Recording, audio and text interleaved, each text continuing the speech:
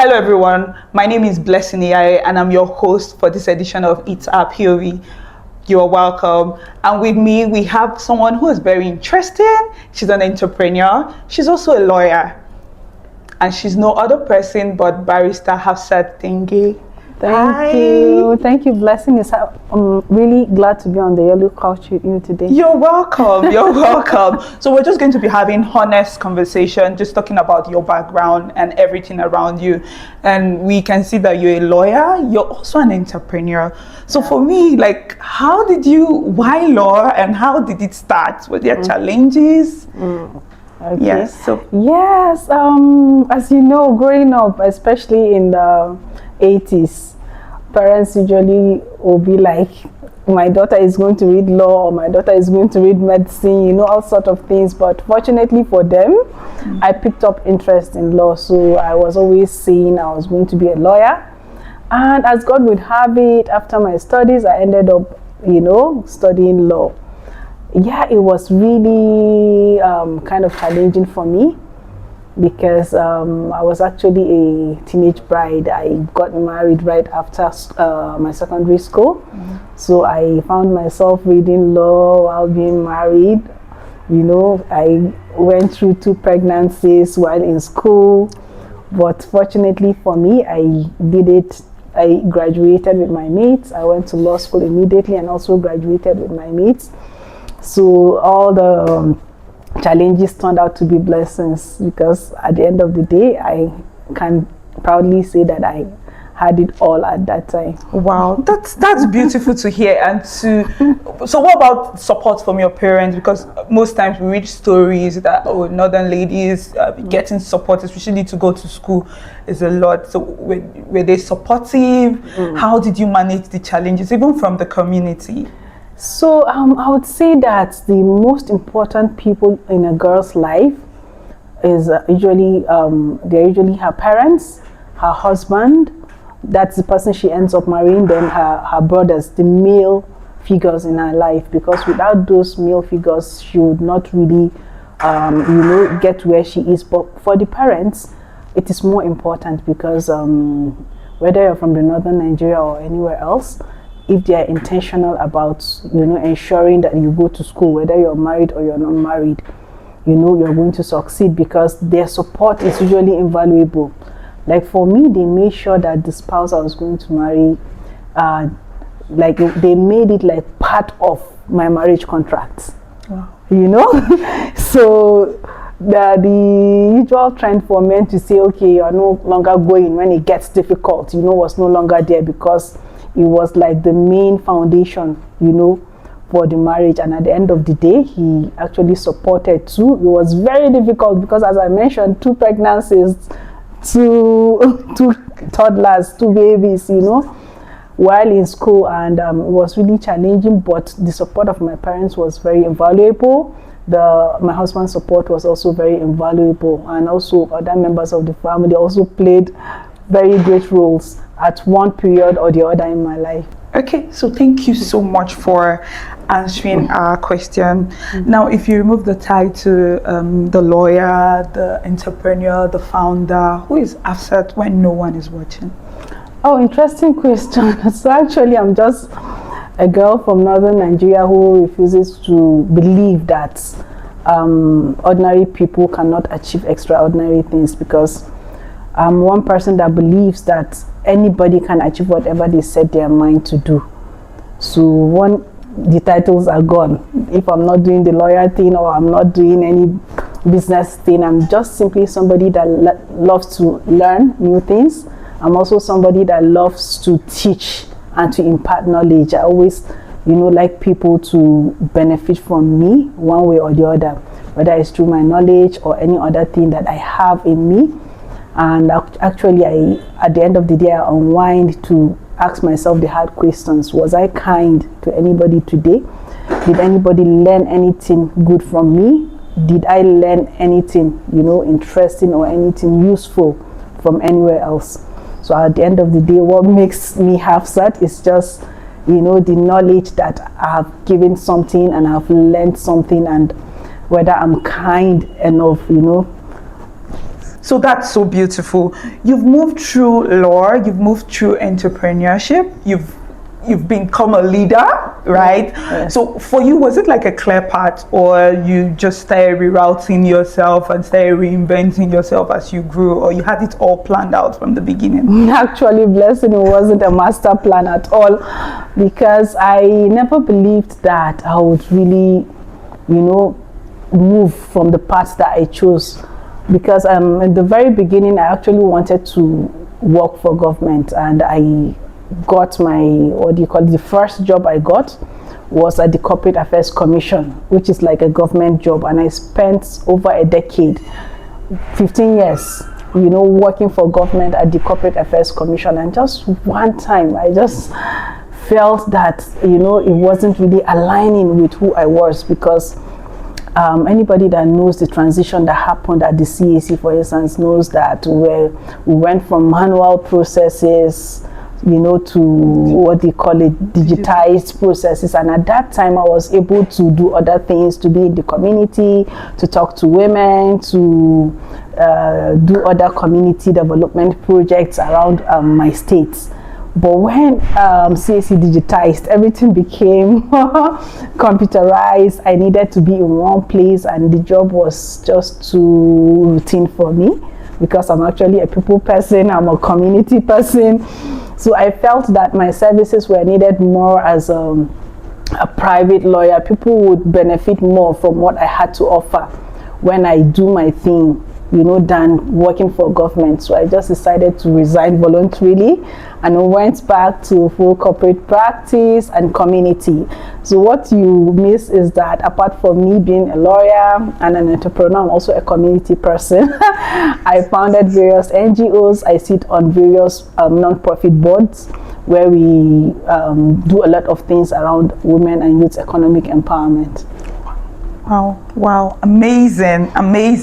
So this will lead me to the next question.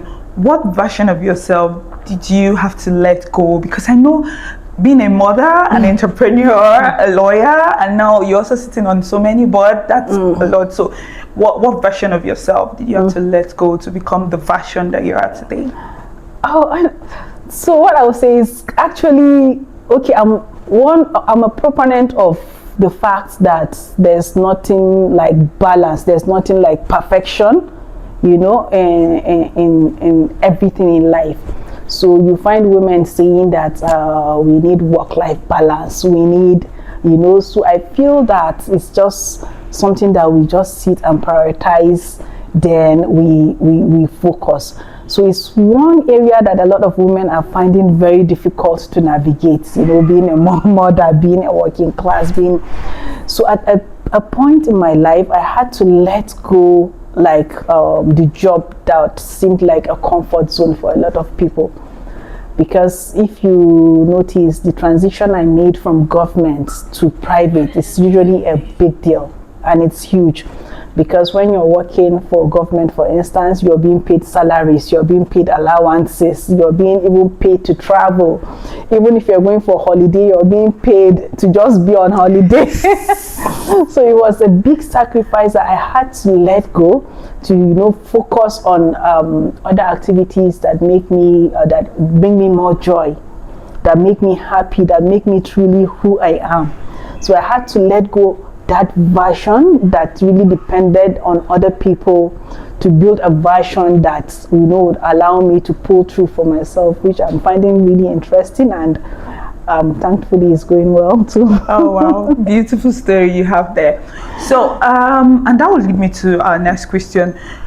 Was there a time in your life where you felt like you just want to give up because the challenges? Because I know so many women will be watching you right now, and they are like battling between being a mom and juggling every other thing. So was there a time in your life where you felt like giving up? What made you continue to push? And we would like to hear your story. Yeah. So of course there are a lot of instances. Like I will share a story. Okay. I will share a story growing up, because I told you I started very young. I started the family thing, the being a mother thing, everything for me, was very, I started from a very young age. So at 16, I was already at the university. At 17, I was already married. At 18, I was already a mother. So you can imagine. So a particular time that I really felt like giving up was when I had my second born. I had him when I was in my 500 level. That's my final year in school. And it was so difficult because it was 2 weeks to my final exams. And I had this baby, the postpartum depression set in, every other thing I felt, because, and we had to read, when you're reading law, I'm sure my fellow lawyers will know what it takes, for you to pass those exams. So at that point, I actually wanted to give up. Not giving up entirely, but I wanted to defer the semester so that I can just recuperate and other things. And fortunately for me, I went to the faculty, I met my lecturer, I told him that I want to defer this semester, I cannot do it. My lecturer just looked into my eyes, he said, Hafsat, what is it that you can't do? Is it not just English? You've been writing it since 100 level, and I know your potential, I know you can do it. So that was how he said, you are not deferring that semester. I cried and cried. At the end of the day, I settled in and just, gave up. I took the exams and I passed the exams, and it has become a beautiful story for other people to learn from. So at that point, I really wanted to give up. But apart from that, while doing the life thing, I'm not really somebody to give up. I just like redirect myself or reroute myself. Sometimes people may see some of your actions as giving up, but they are not really giving up. They are just like rewriting the story, rerouting, because at every age in our lives, we find things that align with us, we find things that do not align, then we drop them strategically and intentionally so that you can focus on other things that align with who you are at that stage. Like blessing, you're not the blessing you were 10 years ago in terms of your priorities, what you can tolerate, what you can do, So it's very important for young people to know that it is okay, to reroute yourself, to align with the person you are at that particular moment. Beautiful. So for young people out there, it's okay to always reinvent yourself to become that version of you that you want to be. Thank you so much for sharing that. Now we'll go back to you being a founder. So how did that happen? Where did that aha moment happen for you? Okay, so I told you that I was with governments. Yeah. So what that meant at that time was just me sitting on my government table and people coming to me with all sorts of problems and challenges. So I was very fortunate to be around a lot of entrepreneurs, people trying to navigate government compliance, people trying to navigate their organizational structuring and other things. And I saw the gap. I saw a lot of determined people. I saw a lot of hardworking people. And I also saw a lot of confused people. People that needed guidance, people that needed that little push, people that needed just encouragement, coming to me for different things. So that was like an aha moment for me. And that really made me to start to think about solutions, because I am somebody that loves to create solutions. So what if this happens? The burden will be less. I started thinking about solutions, because if you're a founder, you would know that solutions usually come from problems. So that was when I started thinking about my first, my company, which is Metro E-Corporate Services, and later we developed the Easy Comply solution, and thankfully now we're building other solutions as well, targeted at entrepreneurs, young people, founders, and others. Thank you so much, Barrister Hafsat, for joining us on our yellow couch. It's been an amazing time, and I'm very sure you would also agree with me. And like she said, just start. Don't wait for permission. You've got this. So until next time, please ensure to follow us on Our-Pov. Thank you.